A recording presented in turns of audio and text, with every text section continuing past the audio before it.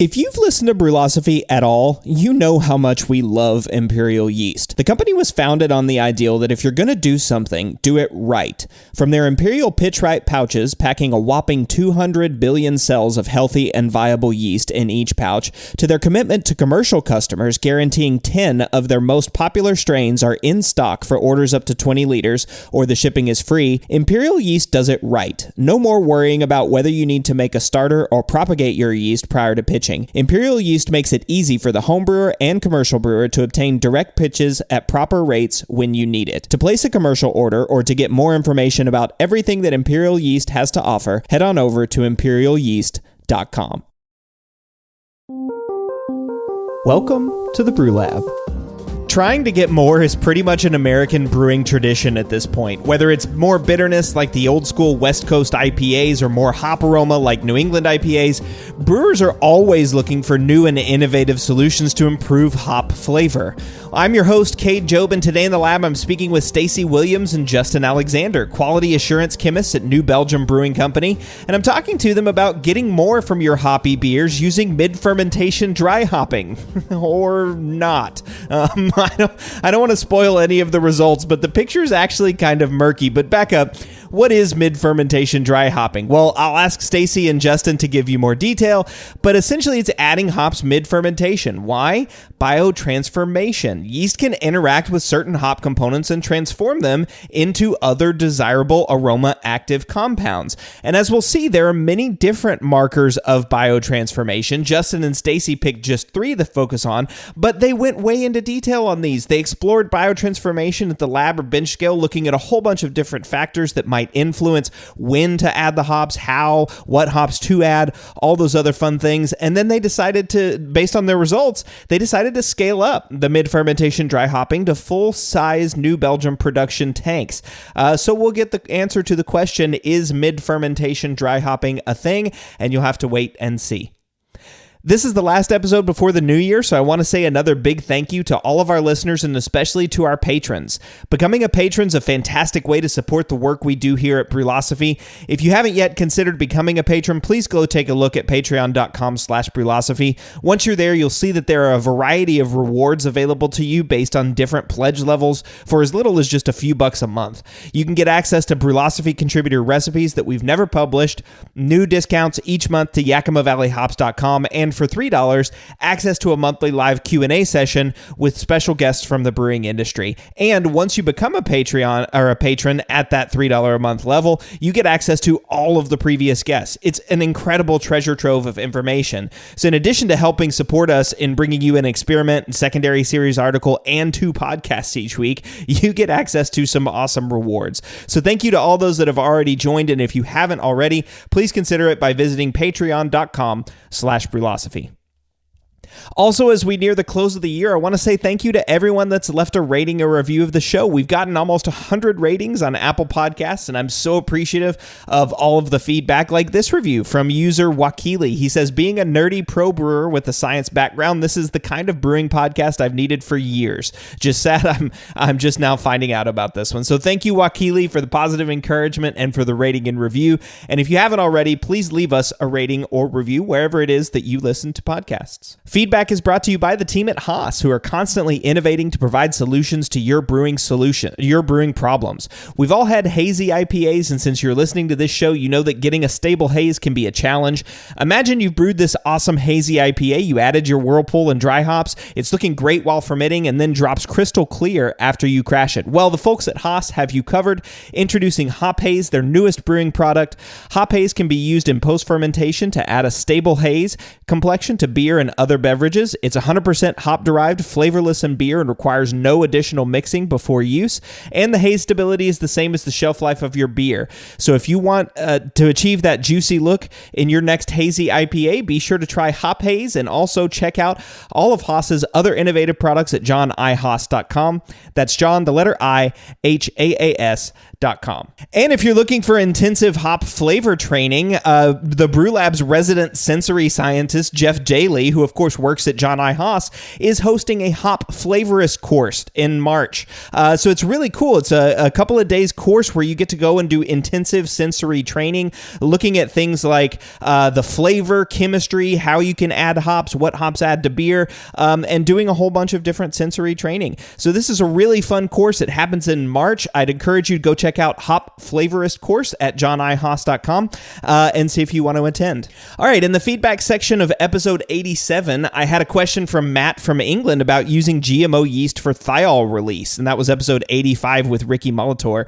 So Matt mentioned that he was going to brew a beer with a non-GMO yeast strain, White Labs WOP 077. They don't allow GMO in the UK. He wanted to know the hops that Ricky used and the amounts used to see if he could get some of that thiol character. So I gave him that info, Cascade hops, and he sent me a follow-up about a couple of beers he brewed using the info. He says, "Hi, Cade, just a quick update about the beers I made with the non-GMO thiol-releasing yeast from White Labs WOP 007. I made a 2-liter starter, split that into two different batches with the same grain bill but different hops. The first was Citra and Mosaic, a classic combination, and it came out as you would expect, fruity, tropical with a bit of bitterness. The second one was made with Cascade, like Ricky's experiment. It cleared slightly more than the first. It was slightly more bitter, and it didn't have as much hop aroma as the first two, but it did have the same amount of dry hops. It's difficult to make a conclusion without using the same recipe in a different yeast, so all I can say is yes, I made beer, and it was very drinkable. Thanks for the interest, and I love the podcast, even if some of it is way too geeky for me to understand." Well, hopefully you're on your way to understanding this one. But Matt, thanks for sending this in. Yeah, those GMO yeast strains from Berkeley Yeast are specifically engineered to release thiols from their precursors, unlike WLP 077. So yeah, it makes sense that you didn't get the thiol character from the Cascade beer. There are unfortunately here in the United States there are strains out there like Omega's Cosmic Punch and of course Berkeley Yeast's Tropics strains. But like you said, if you're not able to get those GMA strains, it's a little bit more difficult. You might try using some thiol precursor solutions like Phantasm powder or potentially a new product that Berkeley Yeast has coming out called Thiol Boost. But until then, unfortunately, you're probably not going to get that same thiol character using a non-GMO yeast. But in any event, you still made a beer that was very drinkable. So that's a total success in my opinion. Thank you for sending in the results of your experiment and sharing with us the results of your pursuit of thiols. So, all right, I'm going to take a quick break, and then I'll be back with my guests, Justin Alexander and Stacey Williams, talking about mid-fermentation dry hopping.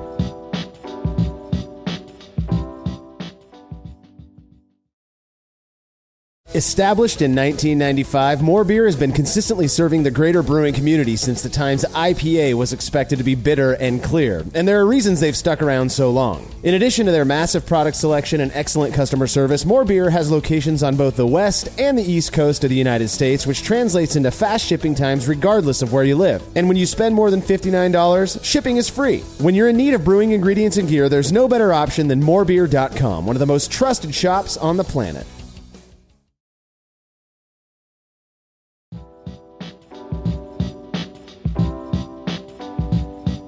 Dry hopping is an integral part of making great hoppy beers. It's part of all those wonderful American IPAs that we've come to know and love, like Bell's Two-Hearted, Sierra Nevada's Torpedo, and New Belgium's Voodoo Ranger. And recently, there's a new dry hopping technique that's become popular. So back in the lab to talk to me about mid-fermentation dry hopping are my two favorite New Belgium chemists, Stacey Williams and Justin Alexander. So Stacey, welcome back to the Brew Lab.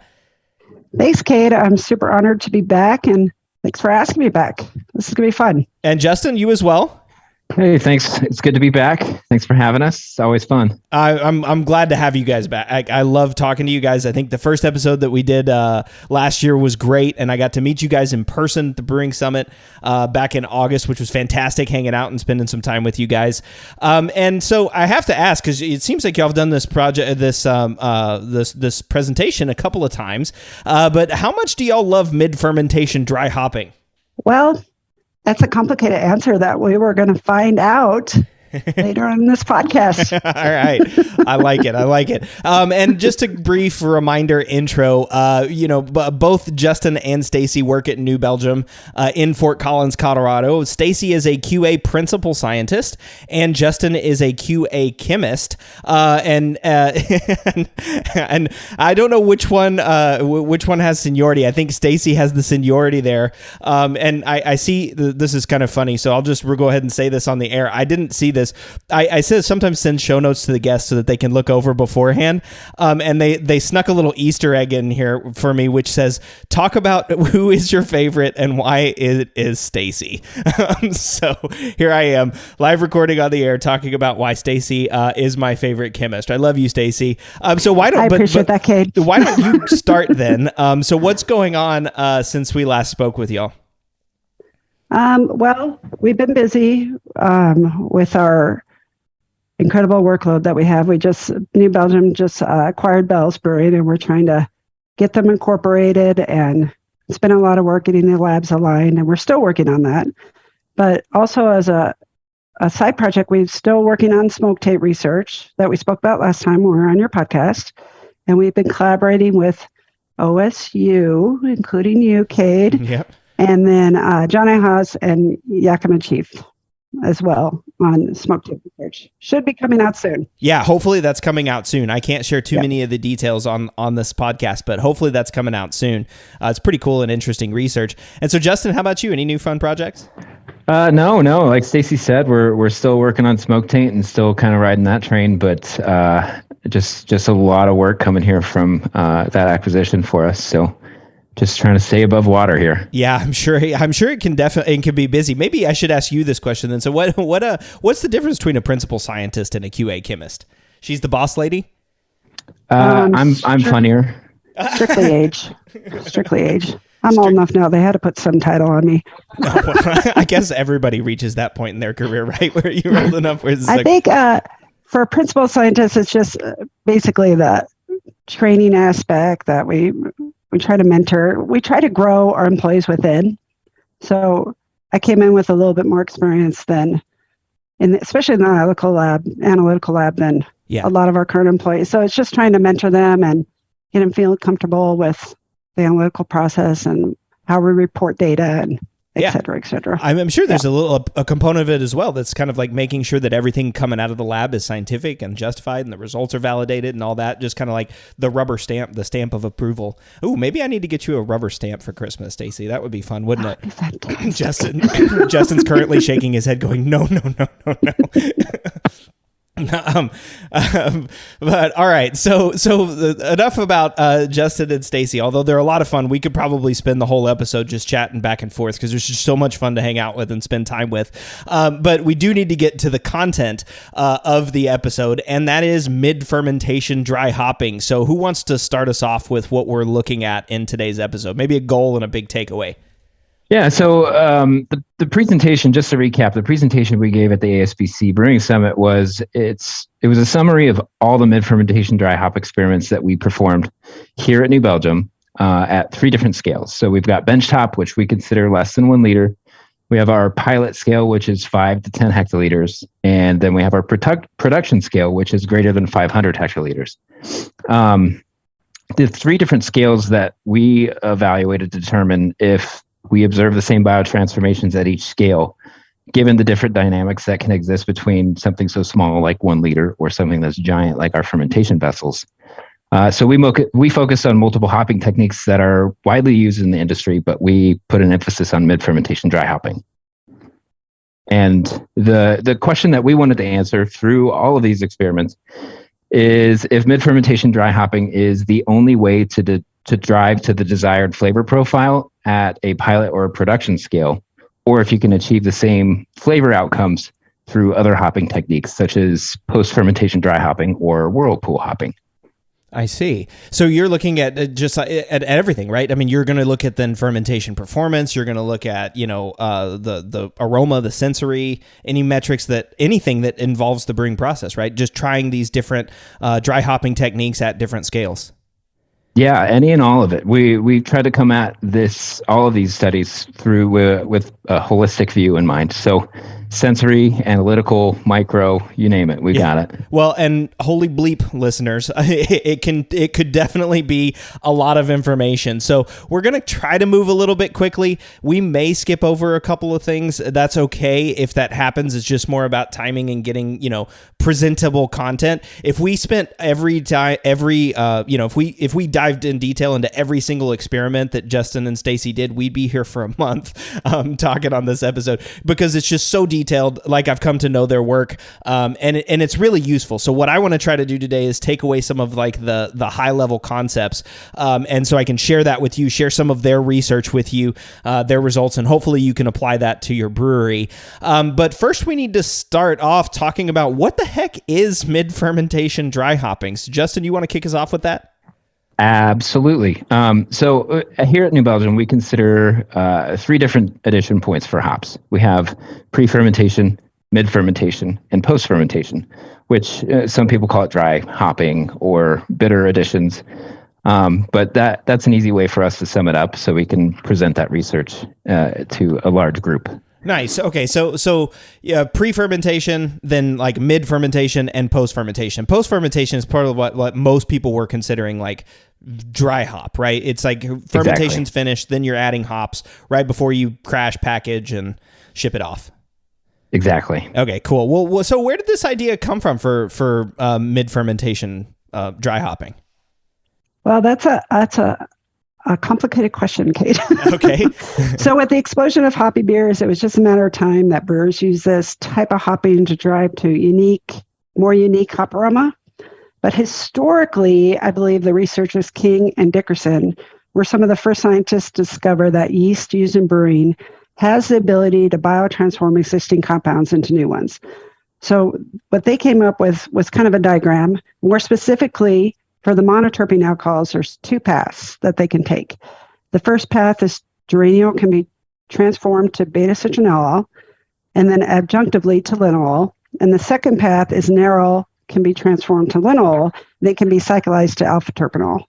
So we read a lot of papers when we were researching mid-fermentation dry hopping and whirlpool hopping, but the ones that drove a lot of our experiments were from Cade to Coy, the researcher from Sapporo Breweries. Mm-hmm. A lot of his work was performed on lager yeast, so we wanted to try to replicate his work using ale yeast in our high gravity brewing environment. Okay, yeah, all right. So that makes sense then. So this is biotransformation, right? This is that like hot button topic that all the brewers have been buzzing about for the last 4 or 5 years. Correct. Yeah. All right. And so it's yeast. So yeast interaction with hop. And that makes sense now, right? While we're doing mid-fermentation, because yeast is still active there. You're adding the hops. And then these compounds, like you said, the monoterpene alcohols, geraniol and nerol, get turned into other flavorful aromatic compounds, beta-citronellol, linalool, eventually alpha-terpeneol. Yes. And that was some of the first research. And now we know through other people's research that more actually happens. Like there's more that happens with the polyfunctional thiols. They can be transformed or released from their bound state. There's more happening with the hop-derived esters that they can be transesterified. Like basically, the yeast is a powerful tool to use to drive to new and unique flavors, especially the way they can hydrolyze, they can esterify, they can do a whole bunch of stuff. They can reduce. Wow. Yeah. I mean, I think that's part of what we've been seeing or been hearing about, right? Is all these things that yeast can do that impact hop aromas. But is mid-fermentation dry hopping, is that a practice that's commonly used by New Belgium? So we might use this process for seasonals or one-offs. But currently this is not employed in our full-time beer portfolio. And the reason for that is at our production scale, the name of our game is yeast harvestability.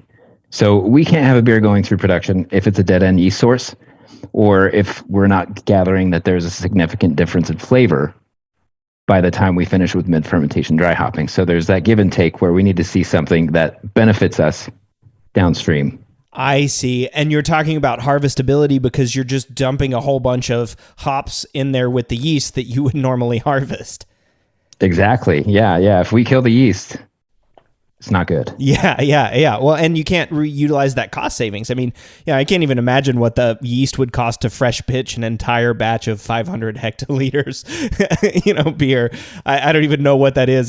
Maybe my brain's not even able to comprehend that number. I'm sure we could figure it out with a spreadsheet. Yes, we could bring our yeast brewer on the show one day, and then he can just sit there and cry in front of you. Yeah, right. And then you'll understand the stresses behind it. Exactly. We're like, the flavor. And he's like, but the yeast. That would be a fun episode. Okay, so how would this work then, like theoretically? So what are the contributors to hop aroma that we're trying to access, let's say, with mid-fermentation dry hopping? Well, yeah, so this one I'll kind of skip over a little bit because I know you've had other people on your show that have talked about this, but hop aroma consists of many different classes of compounds, all of which contribute to hop aroma, some more than others, depending on their flavor threshold. They're synergistic and antagonistic properties. But the first class of compounds are the hydrocarbon compounds. They make up the greatest percentage in the total hop oil. They're very volatile and they have very low transfer rates. There's multiple studies out there that show that myrcene has an average transfer rate of 0.1 to 2%. So usually post-fermentation dry hopping is the most ideal way to introduce these back into beer. There is a side note on that. When you have heavily dry hopped hazy IPAs, there's a bunch of studies showing that it was found that the haze in IPAs can act as a carrier and actually increase the concentration of these nonpolar hop compounds. And we'll get into that a little bit later, how mid-fermentation could be a way to reduce those. But anyway, moving on, the second class of compounds are the oxygenated compounds. They make up about 30% of the total hop oil, depending on who you ask or what paper you read. But these are a lot more soluble than the hydrocarbons, about 1 to 100 times greater. They're easier to retain in wort and beer, and they do have transfer rates over 50% on average into beer. And these are the compounds that contribute that floral, fruity, tropical, citrus aroma because of their greater solubility. And these are what are known as the survivables, and that's the term that Yakima Chief coined. And these are compounds that can survive the boil and fermentation and can be transformed by the yeast into new aromas. And a subset of that are the esters. These are part of the oxygenated fraction, and they drive the hop varietal aroma in beer. And there's two groups of these. The first group contains the esters originating from the hop plant metabolism. That's where these are the isobutyric esters, the geraniol esters.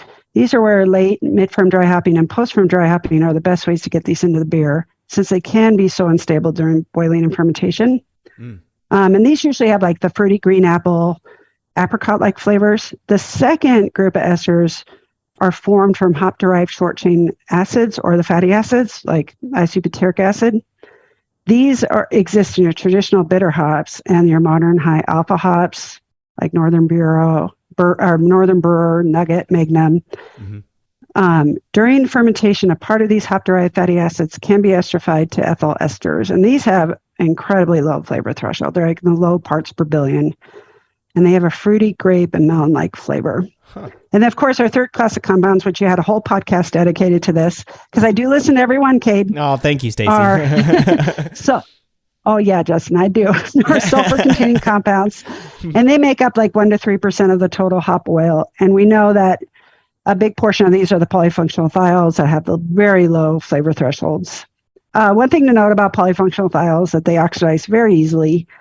So if you are going after those specifically in your beer, you just have to make sure your process parameters are tightly controlled through fermentation.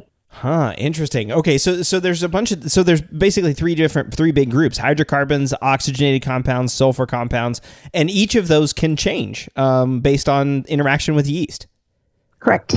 Or where you put them in the process as either a whirlpool, mid-ferm or dry hop. Yeah. So I guess, how do you know then that biotransformation is actually successful? Like, what are you looking for there? Maybe Justin, you want to tackle this one? Yeah. So for mine and Stacey's work, we try to determine the success of a mid-fermentation dry hop with 3 different ways. If we can observe that there's a drop in EA, so hop creep.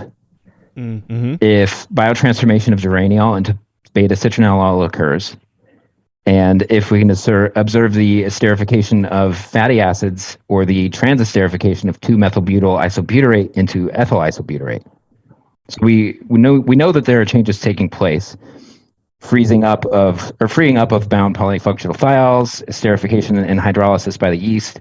But these are how we measure success on each scale, as we tend to focus more on markers in what we do. Yeah, that makes sense, right? Because those things seem like they may be a little bit more, if I understand correctly, right? They might be a little bit easier to track, or like you can follow the pathway to know that, yeah, this is biotransformation. This is something that yeast has affected. Like that EA, apparent extract. That's a great example, right? We talked about hop creep. I've done a number of examples here. You can't have hop creep if you don't have some sort of microbe present to, consume sugars and produce, consume the sugars, right? Which will reduce the apparent extract, the EA, right? So that's a great example. So we know, like, okay, yeah, that's a biotransformation because the yeast is transforming the beer and reducing the sugar content, right? Is that a good example? Yes. Yeah, that's perfect. Okay. Yeah. And so that's what you're looking for. So you've picked, let me make sure I understood these and read them back to you. So you're looking at a drop in apparent extract. You're looking at the conversion or the formation, I guess, of ethyl isobutyrate. Is that right? Correct. Yeah. And then the third one was the biotransformation of geraniol into beta-citronellol. Got it. Yeah, geraniol into beta-citronellol. Okay, cool. So that's kind of what you guys are looking at whenever you're doing each of these. Now, actually, there's a question that just popped into my head. When we're talking about mid-fermentation dry hopping, maybe we should have asked this one, but it's good here. Is that dry hop charge split, or is it all at once? Like I know a lot of people are fan of like double dry hopping and that kind of stuff. So is mid-fermentation dry hopping an aspect of double dry hopping? Is it all at once? How do y'all do it? So we split the dry hop charge between whirlpool hops and mid-fermentation or post-fermentation dry hopping. So that way we can take advantage of the layering effect of hops. Yeah. Okay. For our pre-fermentation additions, we try to utilize hop varieties that have a significant concentration of those survivable compounds that Stacey mentioned earlier, such as hop-derived esters, thiols, terpenoids. These compounds provide that hop-saturated flavor base that we can build on with mid-fermentation dry hopping or post-fermentation dry hopping. I see. Okay. So if we're doing mid-fermentation dry hopping, then like, how do we know when mid-fermentation? Because fermentation is what, day 2, or is it day 5, or where are we at? Is there even like a specific Plato that you have to hit? Something like that? What do you think? Well, that's a good question, Cade. On the timing question, again, we look at Turcoy's work. In the most basic form, he observed that the content of geraniol and beta-citronellol in finished beer could increase depending on the initial concentration of geraniol in the wort by using geraniol-rich hops like Bravo, Centennial, Cascade, etc. And sensorially, he found that there is an additive effect among geraniol, linalool, and beta-citronellol, and that the flavor impression becomes citrus by the coexistence of these 3 alcohols. Huh, okay. Therefore, he concluded that geraniol metabolism by yeast is important for the citrus flavor of beer. And then he also performed these studies when he added geraniol via the spice coriander, and he observed the same biotransformations taking place. And we'll also talk about that, our experiment later on when we add lab-grade geraniol in increasing concentrations in wort to see what happens. But yeah, so that's how, and we do have experiments later on where we kind of play with the different degrees Plato and when we're going to add the hops. I see. Okay. So it's more about like figuring out where the geraniol, it's kind of, it is like where the degree Plato plays a little bit into it, but it's kind of figuring out where that geraniol concentration is, where your precursor is. Yeah. And in our production environment, it's hard for them to like reach a specific degrees Plato because we had so much hops. Yeah. So we usually will do it based on timing, like right after high Kreuzen, about if they start measuring at 10 degrees Plato, start adding the hops, to finish up when the beer is about at 8 degrees Plato. So we try to make it easy we try to perform our experiments in a way that would be easy for our production team to replicate.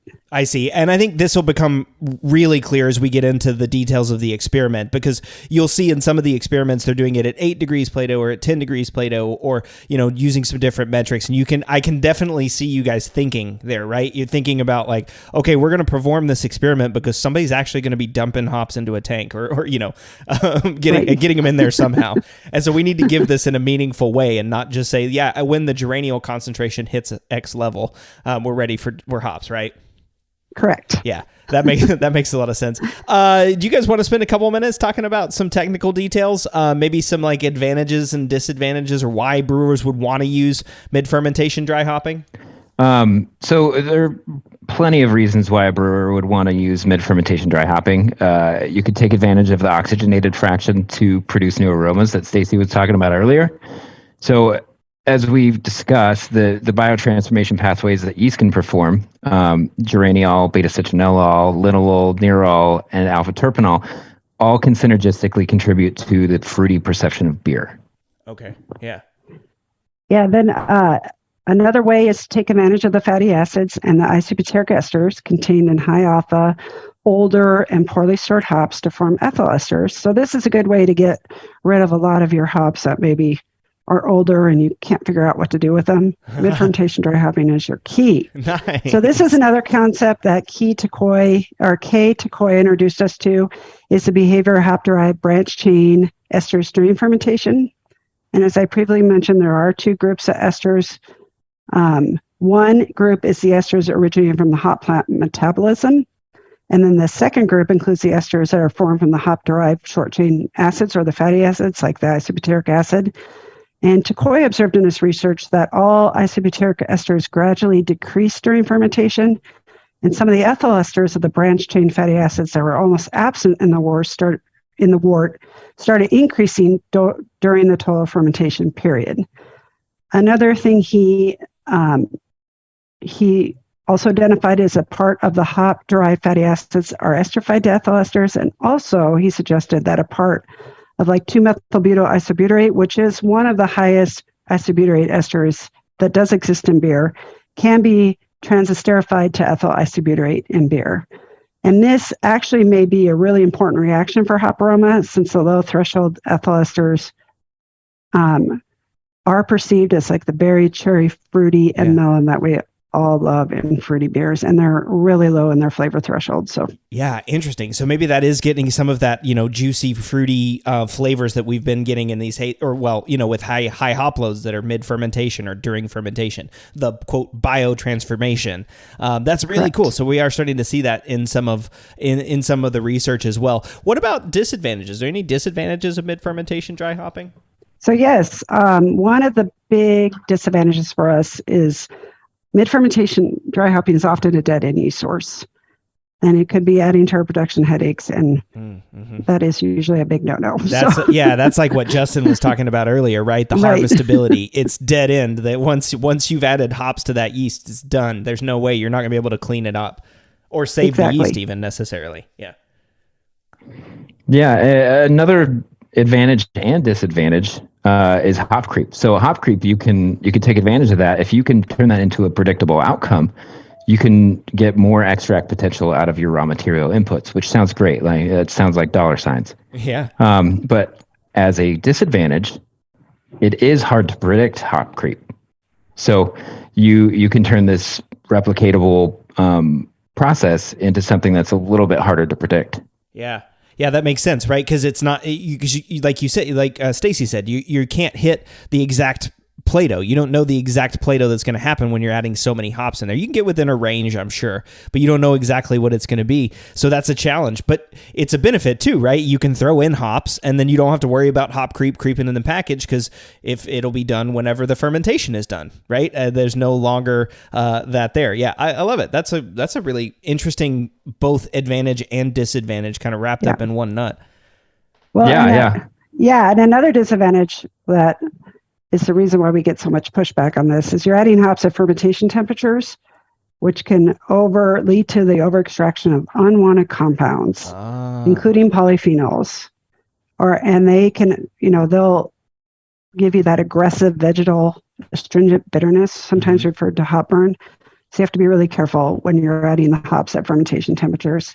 And then also that vegetative manner, if you choose to use like hop pellets or whole hops, can strip out hydrophobic bittering compounds, which further contributes to overall losses, all while increasing the pH and decreasing the bitterness perception and foam stability. So it's kind of like it's a game that brewers have to play, basically. Yeah, it sounds like levers, right? Like you're twisting, right. You're turning the knobs to try to get where you want to go. That's interesting about polyphenols. You just put a bug in my head that I think I'm going to have to track down here on a future episode. Hop burn and polyphenols.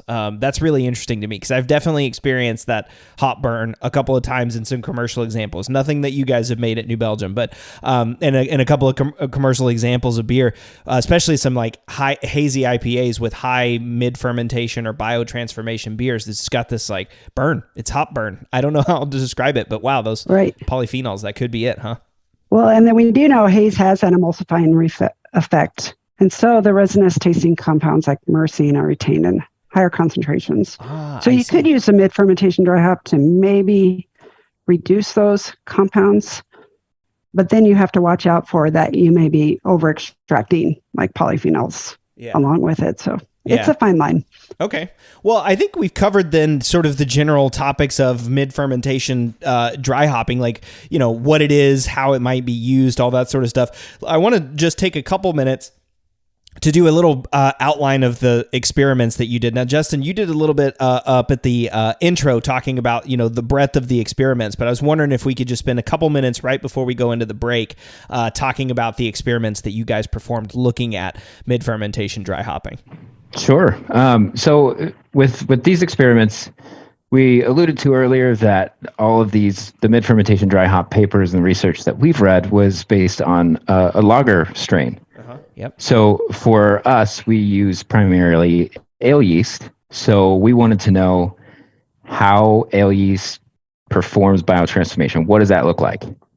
And then we wanted to also find out how impactful is that to our process. So do we see those returns on the investment of potentially using our yeast? And do we get a flavor output that is substantial? Yeah. And I can't say this enough. What about the yeast?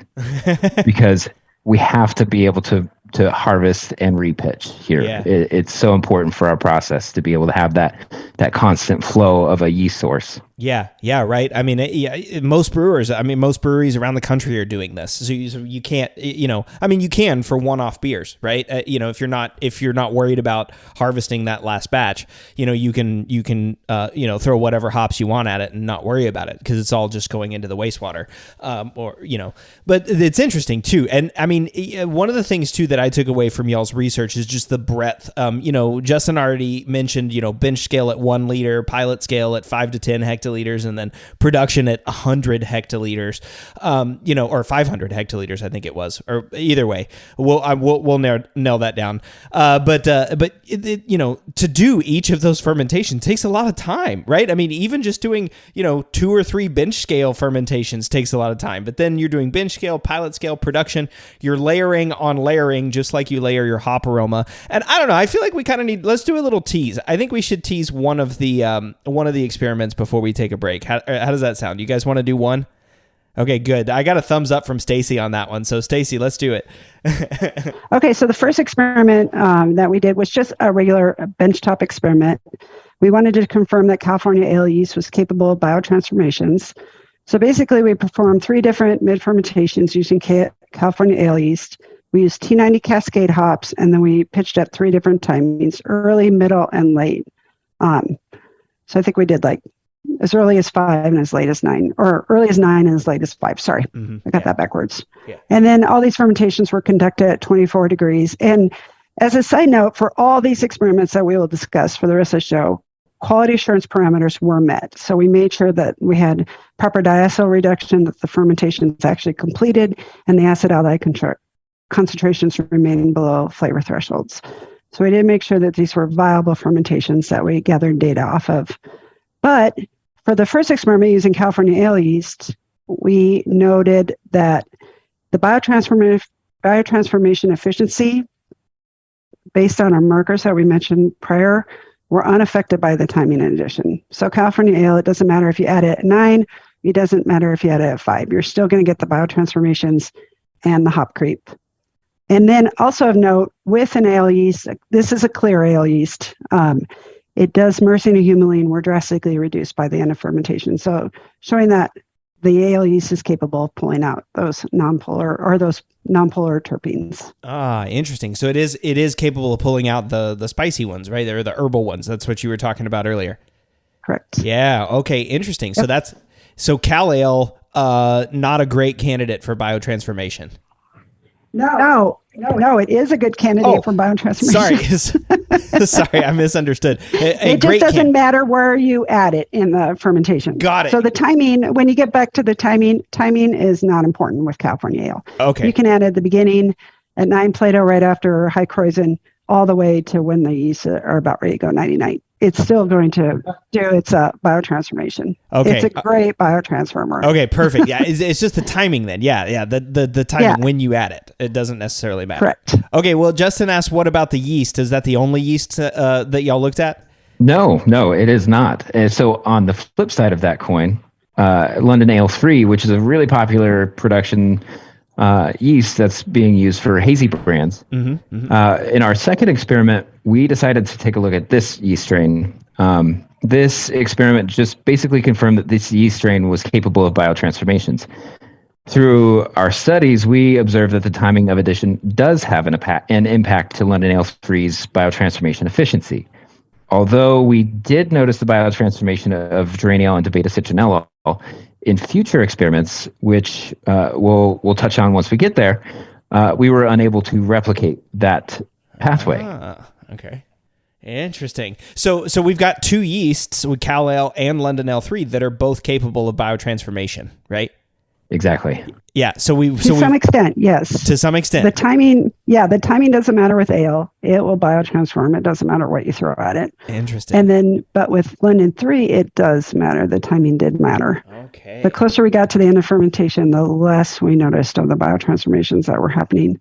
Less hop creep, the less transformation from geraniol into citronellol, et cetera, et cetera. Interesting. With the added caveat that these results may not be replicable for the further experiments, right? Or they weren't repeated. Interesting. Okay, well, that's the tease that we need right there. All right. I think that's a great place to take a break, because now we've got listeners wanting to know, oh, well, then what do they find in the future? So here we go. Let's take a quick break, and we'll be right back talking about more results on mid-fermentation dry hopping.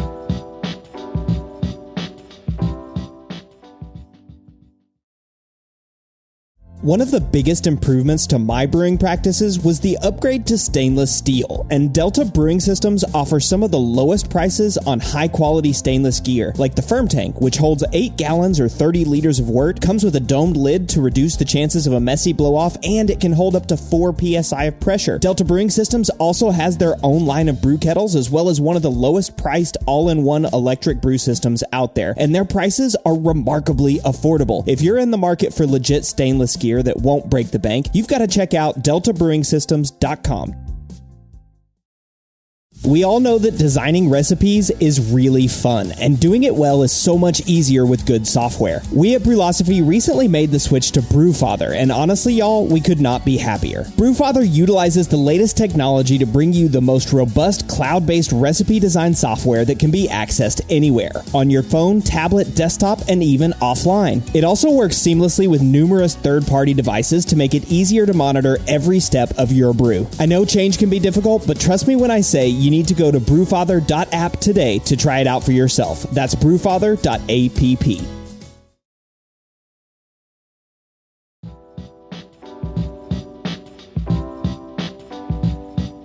Biotransformation, in its simplest definition, is the ability of yeast to transform compounds present in the wort into something else. Alcohol fermentation falls within this definition, changing glucose to alcohol and CO2, but with hops, yeast excretes enzymes that break up bound precursors of flavor-active molecules, causing them to become noticeable. Justin and Stacey, before we get into y'all's research that y'all did looking at mid-fermentation dry hopping, is it okay if I butt in a little bit to your research? No. No. Well, F. Well, I'm going to do it anyway. It's my podcast. No, I'm just kidding.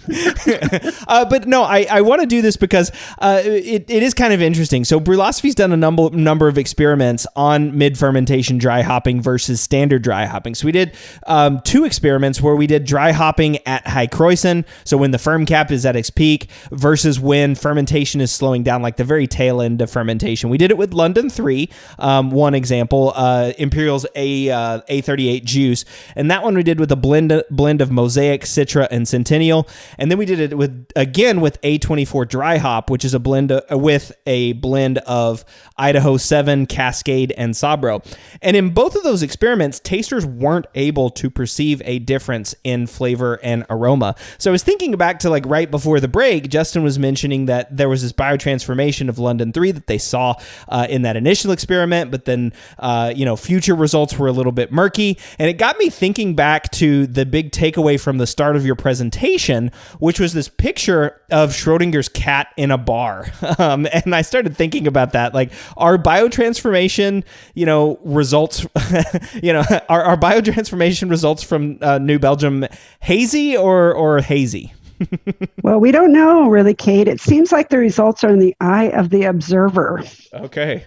Did you get it? Oh, man. There we go. Is it alive or dead? No, it's definitely, when it comes to London 3, it does become a little bit more hazy. Okay. Well, why don't you walk us through then that? Yeah, so we got our psychology, our quantum mechanics puns in the way too, out of the way. Let's talk about London 3 yeast then. Why don't you start us there? So for one of our experiments, we, as we alluded to earlier, production pilot and bench scale with London Ale 3. So what we did is we performed 4 different mid-fermentation dry hops at each of the 3 different scales using London 3 and T90 hops pitched at 10 degrees Plato. So that's pretty early, right? 10 degrees Plato. I don't know what y'all are hitting. Y'all are doing high gravity brewing, so you're up at 16, 17, 18 degrees Plato, something like that. Yeah, sometimes more. Mm-hmm. So with these experiments, we didn't see the biotransformation that we were talking about earlier, that the geraniol to beta citronellol. So the results are disappointing because we were hoping to confirm that pathway, but they're exciting because now we have new research to do. Right. New research to confirm the pathway, or you just saw some interesting things that now you want to track down? Mostly to confirm the pathway. To answer the question, why didn't we see that biotransformation pathway of geraniol to beta citronellol? We've done it before. Why didn't we see it again in this? Interesting. So is it, Yeah. Oh, sorry, Cade. And we knew that it actually worked. The biotransformation worked because our other 2 markers were met, where we observed the increase in ethyl isobutyrate. And then we also saw the hop creep. So we knew we were biotransforming, but not to the extent that we saw initially, to jump into Justin's conversation. Sorry. Right. No, that's okay. That's great. No, it's good information. And I think that's interesting, right? So you expected to see the biotransformation, but you didn't see it at the level that you thought you would see. But I guess that's a good point. Biotransformation was actually occurring in that experiment, that production pilot bench scale London 3 experiment. Yeah. So kind of what Stacey was talking about there is we basically just identified inconsistencies. So before we saw beta citronellol increase, and we saw 2-methylbutyrisobutyrate transform into ethyl isobutyrate. We saw hop creep, and in this one we saw 2-methylbutyrisobutyrate transform into ethyl isobutyrate, and we also saw hop creep, but we just didn't see that beta citronellol increase that we were expecting. Interesting. And so that's why you're sort of wondering, like, how do we explain that? How do we figure out why that we're not seeing that beta citronellol? That's right. Is that the next question y'all tried to answer? Exactly. Yeah. This just drove our research further. Okay. So who wants to take us through that one? Stacey, is it your turn? Yes. So we wanted to investigate the lack of biotransformation of geraniol to beta citronellol. And we did this by performing 6 different experiments with controls. So the controls are, we took the hoppy wort. How we did this experiment, we take the wort that's available to us from our production stream, and then we pitch it with yeast. and then we'll add the mid-fermentation dry hops into that. And the controls are taking that wort stream, pitching with yeast, but no mid-ferm dry hops. And then the tests are adding the hops. Okay. Yeah. Adding the hops at mid-ferm. And was that at a specific time at 10 Plato? Or is it? We tried to hit about the same time, around 10 Plato. Okay. Yeah. We tried to. Okay. Sometimes we went home at night and then came back in, and then we had to. It was a little bit less, but we tried to capture around 8 to 10 degrees Plato. Okay. So we performed, like I said, 6 different experiments for experiment 1 and 2. So this is all basically trying to figure out why the pathway we saw initially, the biotransformation of geraniol to beta-citronella by L3s, why we weren't seeing it anymore. So for experiment 1 and 2, we wanted to determine if bitterness stress was a factor, bitterness stress in the wort. So for experiment 1, we pitched L3 into a bitter wort stream at about 30 ppm IAs. And for experiment 2, we pitched L3 into a non-bitter wort stream, about half that, about 15 ppm IAs. And we didn't observe any biotransformation of geraniol in both experiment 1 or 2. Interesting. So bitterness is irrelevant, maybe. Right. And IAs are iso-alpha acids. Yeah. Thank you. Yeah. IAAs, so a bitterness, a bittering wort stream and a non-bittering wort stream. And the biotransformation, or at least the change from geraniol to beta-citronellol, the same. Did not happen. We thought maybe that the stress of the alpha acids that were placed on that yeast was causing it not to perform that particular pathway. Yeah. But from experiment 1 and 2, that was not the case. So we launched into experiments 3 and 4. And this experiment, we wanted to determine if our house yeast had mutated in such a way that it could no longer biotransform geraniol into beta-citronellol. So in order to do this, we used our house London AL3 from a Propagate, and then we also purchased a slat pack from a commercial yeast supplier. And again, we did not observe any significant differences between the two. We did not observe the geraniol to beta-citronellol. So we're like, well, that's not it. Right. So it's not your yeast. It's not our yeast. Right? Our yeast are fine. Yeah, so then not your yeast, not bitter wort. All right. And then we launched into experiment 5 or 6, and we wanted to determine if pitch rate of the yeast was a factor. So experiment 5, we pitched at 0.6 million cells per mil per degree Plato. And then experiment 6, we pitched London 3 at 1 million cells per mil per degree Plato. And we did observe the biotransformation of geraniol into beta-citronellol.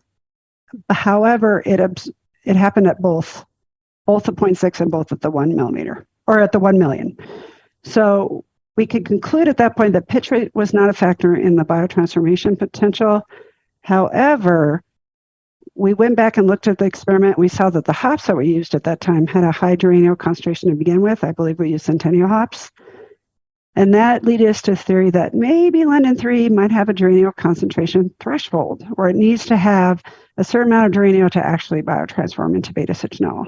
Okay. And then that was the next question we asked that Justin will go into. Yeah, before we get there, I want to let you get to that, Justin, in just a second. But so you're trying to track down this pathway, right? You know that you've seen geraniol be converted to beta-citronellol in your prior tests, but it doesn't seem to be related to bitterness.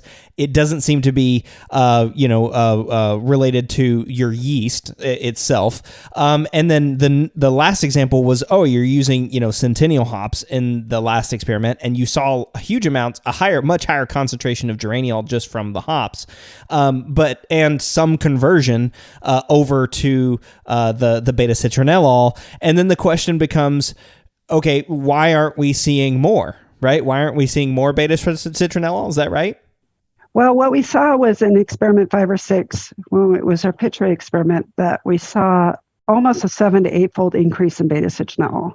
But it happened for both the 0.6 million cells per mil per degree Plato and the 1 million. Right. So we're like, why is it happening for both? It didn't happen in any of other experiments. So that when we went back and looked at the experimental design, we noticed that we used actually by accident a higher geraniol hop, Centennial. Uh-huh. And then that led us to the conclusion or the theory that maybe that geraniol concentration threshold does exist where London 3 is actually going to be able to transform into noticeable amounts of beta-citronol. I see. Interesting. So it's not and it's cool because you're trying to eliminate other things, right? You're trying to eliminate pitch rate and bitterness and the yeast itself. You eliminate all those three things, but you find something interesting, and that's this idea that there may be a concentration limit for London 3. So Justin, why don't you talk to us about that? Yeah. So in order to answer if there exists a geraniol concentration threshold for London ale-free yeast to perform the biotransformation of geraniol to beta-citronellol, we designed an experiment strictly around where we just took actively fermenting wort here at New Belgium. We did benchtop scale, and we dosed each with lab-grade geraniol, just a geraniol standard. Okay. In ascending concentrations. And we allowed each fermentation to fully VDK reduce, vicinal diketone diacetyl, allowed each of those to fully VDK reduce, and then we measured each of these fermentations after that diacetyl rest. So there's a couple takeaways from this work that we performed. One is there's a linear relationship between the concentration of geraniol and beta-citronellol, providing evidence that there is a geraniol concentration threshold that potentially exists in London ale-free yeast. And by this, in order to take advantage of this, the biotransformation pathway with London ale-free yeast, you will need to utilize hops or hop products that are high in that initial geraniol concentration that Stacey was talking about. Interesting. So with London 3, you're going to need a high concentration hop in the first place, right? If you don't have a high enough geraniol concentration, you're just not going to see a big enough increase of beta-citronellol.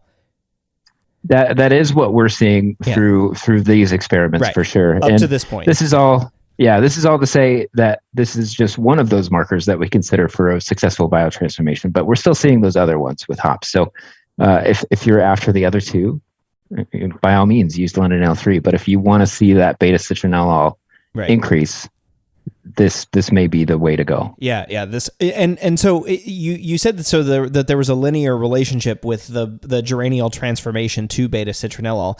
And you said that that's an indication that there might be a concentration. I'm wondering, can you help me understand that just a little bit? Like, why does that mean that because there's that linear relationship that there is a sort of upper limit concentration? Does that make sense? Or is that maybe too technical? You tell me. I don't know if the answer to that is going to be like... So for instance, in our control, when we initially just did our control without any mid-fermentation dry, or without the lab-grade geraniol dosed, we got around about where our limited detection is for beta-citronellol, and that... The geraniol came from the whirlpool hops, and that came around about 215 parts per million geraniol. Where we saw the biggest transformation of geraniol into beta-citronol is when we got kind of above the 500 ppb threshold for geraniol. So these would be like hops like Cascade or Centennial hops or Bravo hops or Sabro hops, those hops that have just a high geraniol load. And this is just initial experiments, so we definitely need to repeat this and prove this case, but the results were very telling that when we increased the amount of geraniol that we added, the amount of citronellol increased in a linear fashion, and we got almost an R squared of, I believe, 1 between the amount of beta-citronellol and the amount of geraniol that we added.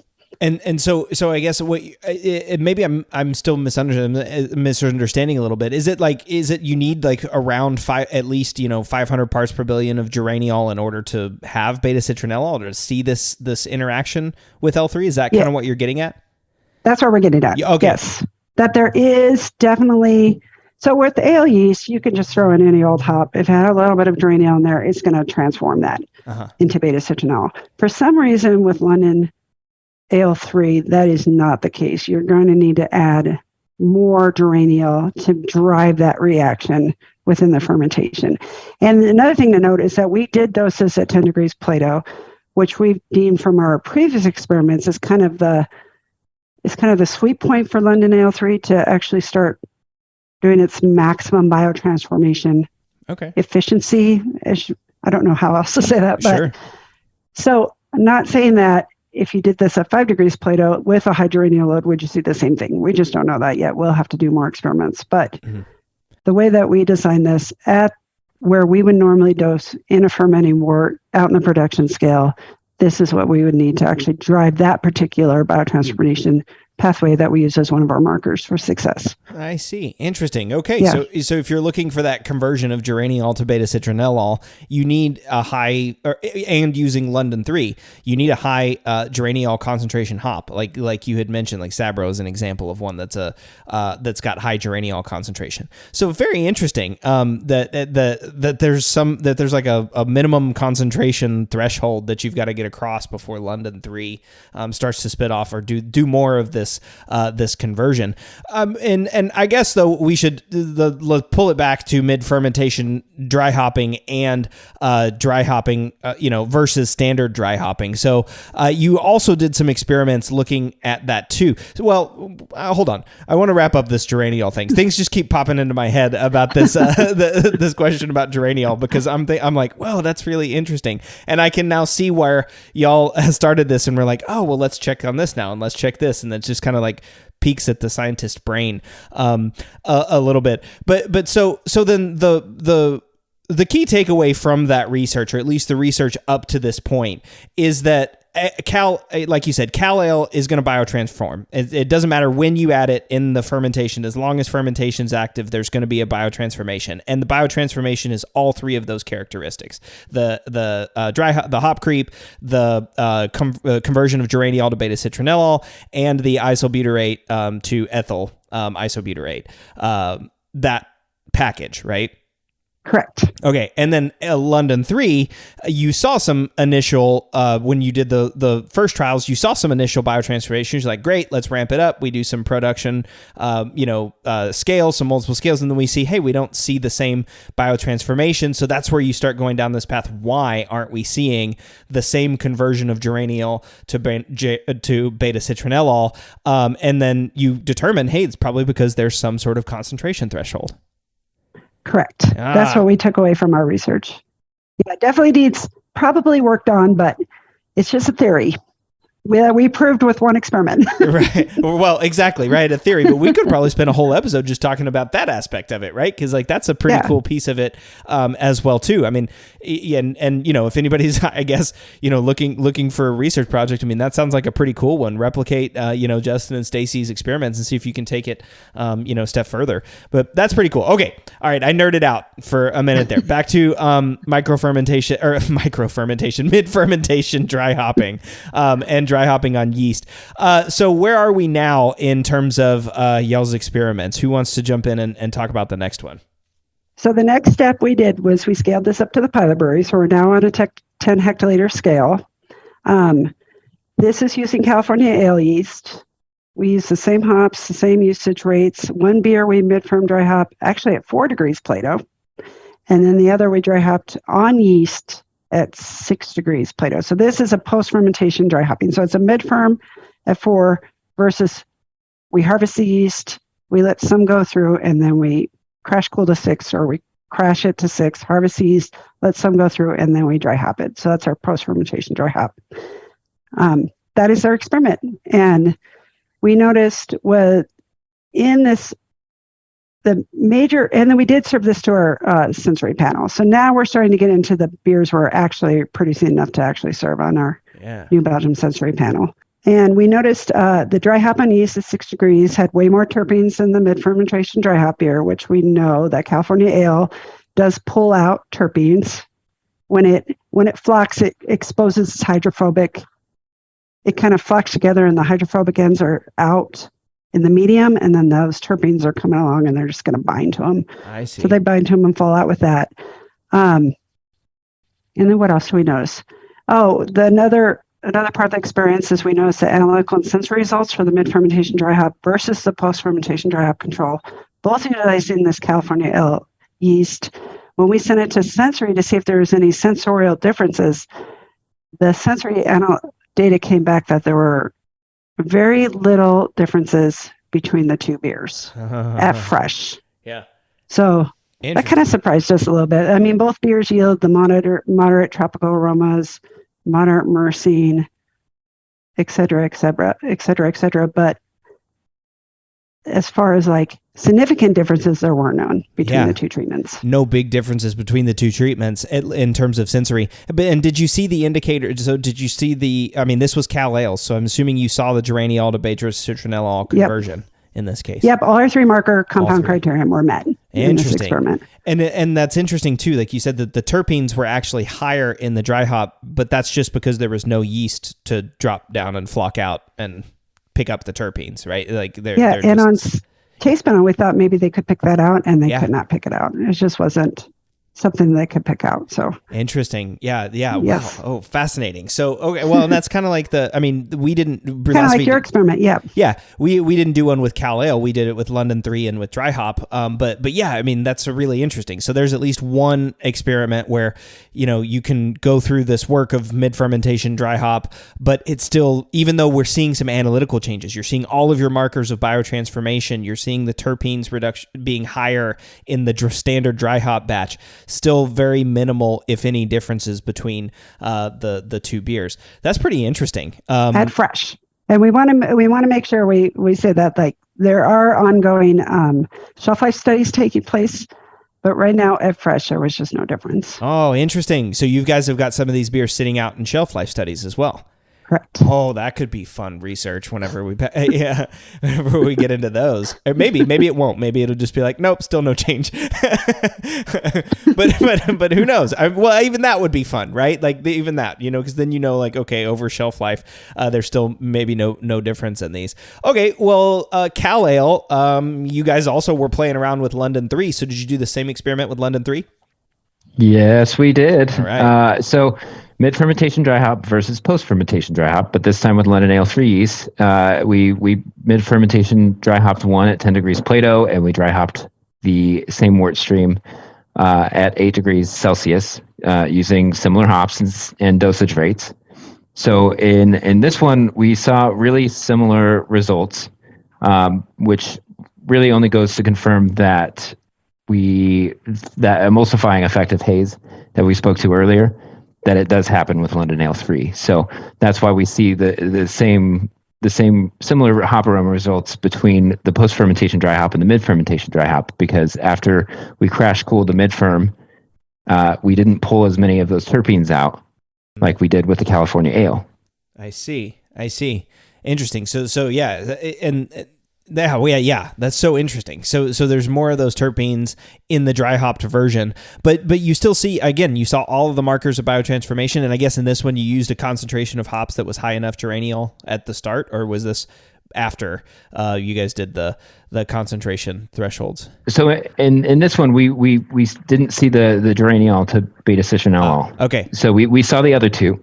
But we did not see that biotrans of geraniol to beta-citronellol. So, and we did taste these, and just like the last experiment, sensorially at fresh, we did not see the same or the expected differences in the flavor profiles that we're expecting to see. So, both still had the moderate tropical aromas, slight moderate myrcene perception.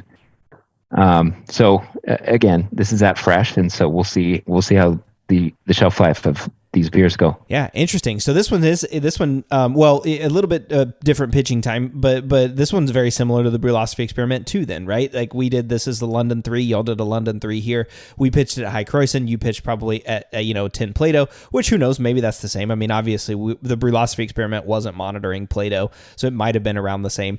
But that's interesting. So now we've got a couple of sensory experiments that show that, again, not too much difference in the beers that are mid-fermentation, dry hopped versus standard dry hop. Now, there was a little bit of difference in temperature on this one. 8 degrees Celsius on this one versus 6 degrees on the Cal Ale. Was there a reason for that, or it just happened to be the temperature that was selected for this one?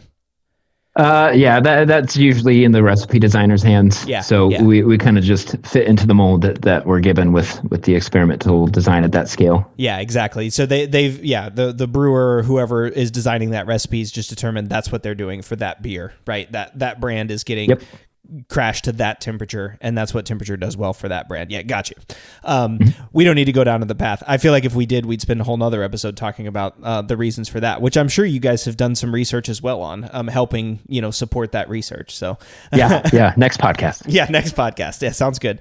Okay, so then that was pilot scale. Yeah, that was pilot scale. So then you guys jumped it on up to production scale as well. So Cal Ale, you want to start there? Yeah, so the next step was to go up to the production scale. So this one, 2 similar beers were brewed at a 720 hectoliter scale.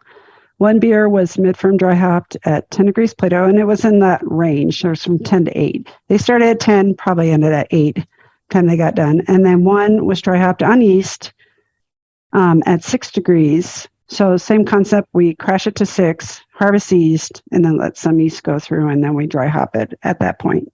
And actually, that does raise a point too. I meant to mention this earlier. You mentioned it is dry hopped on yeast, because that's important, right? We're talking about biotransformation, so some yeast has to be present. Even though yeast was harvested, there's still yeast that's present in the beer doing its thing. So that was a important point I wanted to mention. Yes, most definitely. And then we do see that kind of breakthrough in our results, like with the mid-fermentation dry hop at 10 degrees Plato. We do see our 3 marker criterion are met. But then if you look at the dry hop, even though we didn't see the hop creep, obviously, because we're taking off the yeast and we're cooling it way down, we did see still some biotransformations take place. We're using that beer too. That was dry hopped on yeast. But we did send it, this one gets a little bit more special treatment because it's our production. So it goes to sensory, and they do what's called a 2AFC on these beers to determine if there's any differences. And that just means we had to look this up with our sensory people, because we're chemists, not sensory analysts. But this stands for 2 alternative forced choice. And this is where you're forced to choose a sample that has more or less of a specific component based around your design of your experiment. So for us, we did like what's more tropical, what's more bitter, what has more grassy, what has more onion, what has less, and whatnot. And for the sensory analysis, the 2 AFC data determined that the different dry hopping techniques, again, did not produce any significant differences at fresh. And since we do can this beer, we did put it on shelf life as well. So those results are pending. Right. And that's so interesting, man. So again, even at production scale, even the differences there at production versus pilot scale, this is cool too, because the 2AFC, that's a statistical test to look and determine if there were differences on those specific characteristics. So that's interesting. No significant differences between the mid-fermentation dry hop and the standard dry hop beer at fresh. Again, this is before shelf life studies. Correct. Interesting. So, all right, what about London 3? So London 3, again, we're kind of seeing that lack of a big difference between the mid-fermentation dry hop and the post-fermentation dry hop because of London 3's flocking ability and how it doesn't pull out those terpenes. Yeah. So the difference between this experiment and the last one is, once again, just to highlight the differences between California Ale and London Ale 3 in these matrices. London Ale 3 being a hazy yeast, not pulling out those terpenes like California Ale. But this experiment was done at the 1,000 hectoliter scale. So really just means that it got a few more knockouts than the 720 that we did with the California Ale. But one beer was mid-firm dry hopped at 10 degrees Plato, and the other one was dry hopped at 8 degrees Celsius, kind of like the pilot scale one that we just discussed. So for this one, once it hits sensory panel, the 2 AFC data again showed that we did not see the same or the significant differences between the mid-firm dry hop and the post-firm dry hop. Both beers still moderate tropical, slight moderate citrus, myrcene aromas were present, but we still did observe the hop creep, and we did observe the increases in ethyl isobutyrate. But again, we just didn't see that beta-citronellol increase. Interesting. So yet again, I mean, the scale is going up, and when it gets served to the sensory panels, the sensory panelists aren't necessarily seeing the differences, and at least in the characteristics that are being judged on 2AFC, right? These aren't just straight discrimination panels. They're 2AFC, which I think is more interesting, at least for this application, because it's like which specific characteristics are stronger or in each of the beers. So it's interesting. So it seems like even if I can step back a little bit then, so from the pilot scale batches, we see obviously the pilot scale batches, or I'm sorry, the bench scale batches, those aren't getting served to a sensory panel. That's a liter. There's no way to get enough beer out there that people can actually taste and interact with. But you are seeing the indicators, the markers of biotransformation, especially once you get over that 500 parts per billion concentration for the geraniol. But then once you start adding the sensory component into it, you are still seeing some of the markers in each of the batches, right? As we talked about, but we're just not getting a sensory difference in mid-fermentation dry hop. So then I guess this brings me back to a question that I had that you were talking about at the beginning of the show, Justin, is this whole point of like, well, if we're, yeast harvestability is this huge issue for us, right? And for y'all as brewers. And if you're supposed to be doing this mid-fermentation dry hop to get all these increased flavors and biotransformation and aroma and stuff, and you're not seeing that in the sensory panel, then what do you do with mid-fermentation dry hop, right? And I guess, is it even possible to harvest the yeast after mid-fermentation dry hopping? I don't know. But you guys did actually look at another study about like harvestability, right? We did, yeah. Great point. So we decided to step back, and in all this research, we're doing all these experiments around whether or not we can get London Ale 3 to biotransform like we can with California Ale. But ultimately, we wanted to know, can we harvest the yeast? Because if we can't harvest the yeast, this process in our brewery is really going to be designed or destined for one-offs or dead-end yeast sources. And, we don't like to hear that. So we designed another test where we wanted to assess yeast harvestability of two different beers that were mid-ferm dry hopped at our production scale, whether that be 720 hectoliters, 1,000, 1,400 hectoliters. And we mid-ferm dry hopped at 10 degrees Plato again. And we did make hop type considerations in this, where we use hops that were either low in alpha acid content or had low vegetative matter. Uh-huh. So we did what we could to make sure that we could not only get those biotransformation reactions that we're looking for, but also to lessen the stress impact on the yeast during fermentation. So that way, once we go to evaluate that harvest data, we set ourselves up for as much success as possible. The first experiment, we mid-ferm dry hopped at 125 grams per hectoliter of Lupomax hops. Analytically, all mid-fermentation dry hop success markers were met, and the harvest was considered a success based on our harvest criteria. Again, just a chemist, so I can't blurt those micro specs out, but they said it was good. So in the second experiment, the mid-fermentation dry hop was performed using 200 grams per hectoliter of T90 hops. Again, we did what we could to limit those stress factors on the yeast by using salvo products in the whirlpool, which are lower in that vegetative matter that I was just talking about. Uh-huh. Analytically, all the mid-fermentation dry hop criteria were met again. Upon harvest, the initial stats showed that the yeast could be repitched. However, in storage, the stats dropped below our lower spec limits for use. And our micro team noted that the harvest itself was discolored and full of hop material.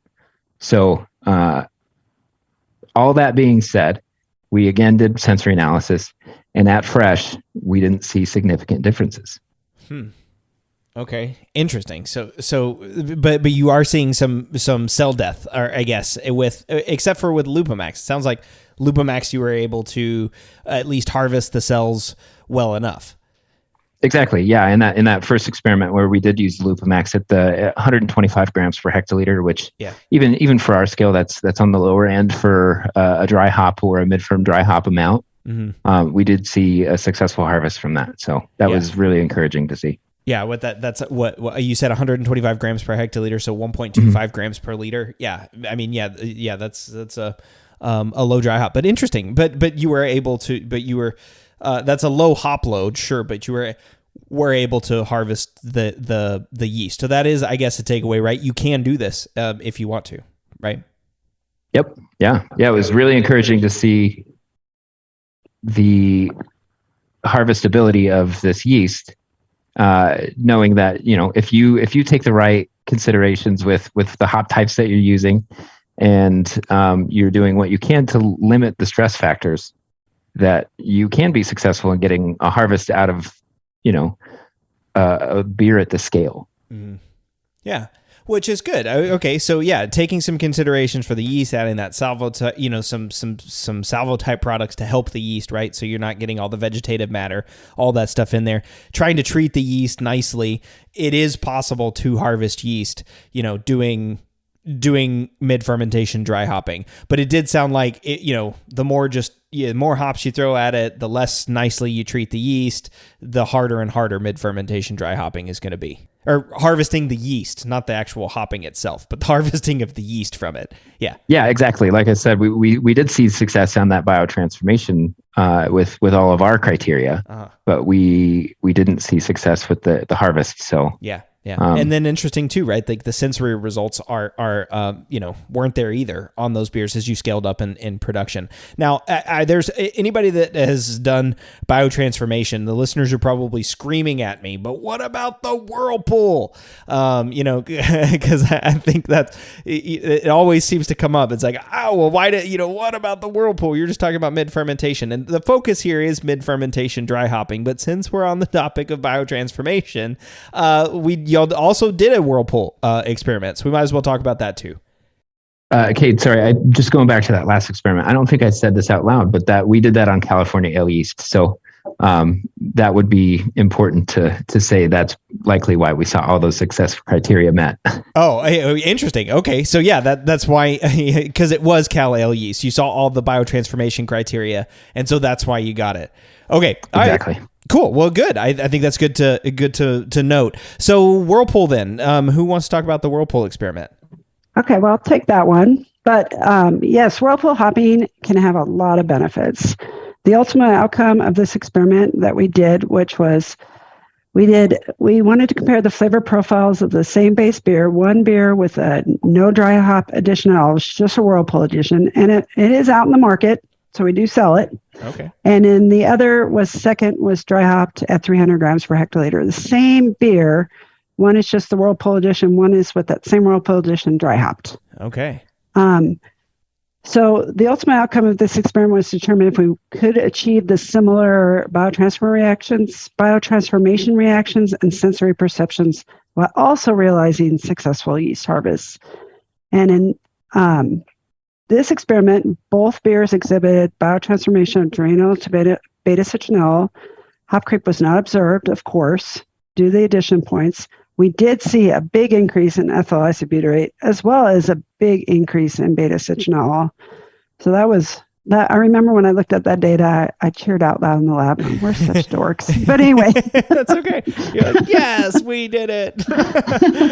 Because it really opens up a lot of opportunity that you can build a really good hoppy beer based out of your whirlpool edition, still realizing the same biotransformations that we see with the mid-ferm, but being able to use your yeast, and then you can just dry hop it at the end to achieve different flavor profiles. So both beers did show the similar fruity profiles, perceptions to what we mentioned earlier, that mid-ferm dry hopped, and we considered that a really good success. Yeah, that seems like kind of the gestalt of sort of, not maybe like putting it all together, right? Is like you've got the you get to have the biotransformation because of your whirlpool additions, but you don't lose your yeast harvestability. You can then add dry hops to add character or take away, or just have the beer with whirlpool only. Like you said, you've got a brand that's out there that does that right now, that doesn't have a dry hop addition. So that's cool. That's actually like a real application of all the research, right? All these different experiments that you did. That sounds like a really cool and really big takeaway, is applying this into the whirlpool or layering the whirlpool. Yeah, you can have your cake and eat it too. I love that. I love that phrase too. I've been wanting to say that the whole podcast. She's just been holding it the whole time. Well, that's good. Yeah, because I was going to end with Schrodinger's cat, but it sounds like we don't need to. You get to have your cake and eat it too by doing the whirlpool. And so yo, this is interesting. I mean, this was really cool stuff. I mean, what a deep dive into mid-fermentation dry hopping, like looking at it from a whole bunch of different aspects and trying to figure out what pathways are happening, scaling up, running it through sensory, doing analytical chemistry on it. I mean, this is a fantastic experiment looking into this particular topic. And I guess I would normally spend some time taking some big takeaways from the research here at the end of the show, but maybe what I'll do is I'll ask you each that famous question. So if you want brewers to take away just one thing from today's episode, what would it be? And who wants to start? Stacey, how about you? Okay. Well, I just want to say that it is possible to drive to similar flavor profiles by taking advantage of whirlpool hopping, by taking advantage of mid-fermentation dry hopping, by taking advantage of dry hopping. Like, basically, the world is your oyster. Hop however you want. It's just basically what you need to achieve in the end to fit your brewery. And beer is truly a synergistic relationship between art and science. And definitely just keep experimenting so we can keep researching. Yeah, I love it. Justin, how about you? Yeah, well, Stacey stole my line there, so keep researching. No, success criteria it's how you define it. So if you're looking for only 2 of those 3 markers that we lined out, that's great. Go for those. But if you really want to hop a certain way, try it out, because like Stacey said, if you do it and we see something interesting, that drives research, and that's what we're here for. That's exciting stuff. That's the nerd life that we're chasing. Oh yeah, I love it. I mean, yeah, and it fits right in on the podcast too. You know, me and the nerd life that I'm chasing as well. And I always just love talking to you guys. Is there anything else that either Justin or Stacey that y'all wanted to add that we didn't get to talk about today? Mostly just that the shelf life studies, they will be impactful to this research. So, once we have that data, you're going to be the first to know, Cade. Sweet. I can't wait. And I can't wait to have you guys both talking about that. Yeah. And I think it was cool that regardless of the scale that we performed these experiments with, we saw basically the same thing. So that should be able to drive a lot of future research, that if you want to perform a lot at the nanoscale or at the 1 liter scale, it's a good indicator of what's going to happen when you start scaling that up. So you can use that as your baseline, basically. Yeah. Fantastic takeaway. Really good one to end on, right? Like this is applicable to any scale, right? I mean, that's the fantastic part about this research. It's applicable to any scale. The results didn't change. Well, cool. All right. Well, Justin and Stacey, I think we tackled another great episode, and thank you again so much for joining me in the Brew Lab. Thank you. It was great to be back. We love coming on, and we love chatting with you. Yeah, most definitely. Yeah, well, I can't wait to have you guys back to talk about the shelf studies on this as well. And listeners, in the show notes, you'll find a link to the slides from Justin and Stacey's presentation, which was titled Mid-Fermentation Dry Hopping Parameters and Their Impact on the Evolution of Hop Volatiles and Biotransformation Potential, which was given at the Brewing Summit in August 2022. And if you enjoy this kind of nerdy science content, please leave a review wherever it is that you listen to podcasts. And don't forget to check out Brewlosophy's other show, the Brewlosophy Podcast. The Brew Lab is a production of Brewlosophy, where they who drink beer think beer. Don't forget to visit brewlosophy.com to read about our weekly experiments and other brewing adventures, and listen to us talk about it on our other show, the Brewlosophy Podcast. Thanks to all of our sponsors and patrons that help make this show possible. If you'd like to receive a reward for helping us do what we do, visit patreon.com/brewlosophy to see how you can do just that. Thanks so much for listening. We'll be back in the Brew Lab with another guest next week. Until then, think beer.